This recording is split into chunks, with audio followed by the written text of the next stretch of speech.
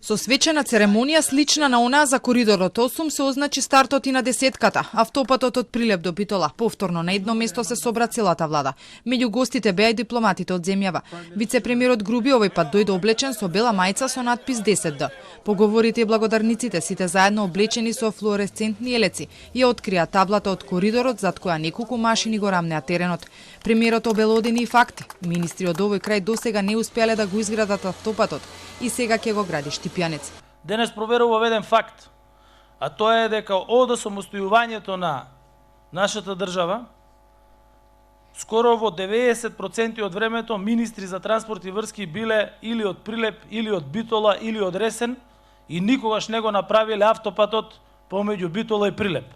Затоа министерот Штип, Благоја Бочварски, заедно со Ејуп Рустеми, ќе го направат автопатот од Битола до Прилеп или од Прилеп до Битола.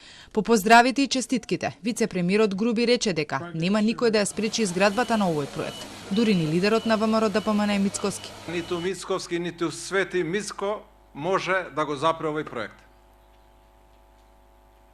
Овој проект продолжува и сите влади, а следната влада секако ќе биде истата која што и оваа денес, ќе го заврши овој проект, ќе ги пресече лентите и сите граѓани ќе се возат по нив.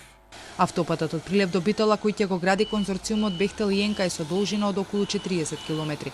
Минатиот месец на сличен начин се означи стартот на изградбата на коридорот 8, патниот правец Тетово Гостивар, Букојчани и Требеништа, Струга Ќафасан. Спорните закони за проектите сега ќе се носат со европско знаменце и ќе одат по брза процедура во собранието, а токму амбасадорот Гир во име на Европската унија рече дека тие не се согласуваат со европското знаменце на законите поврзани со реализација на договорот со Бехтел и Енка.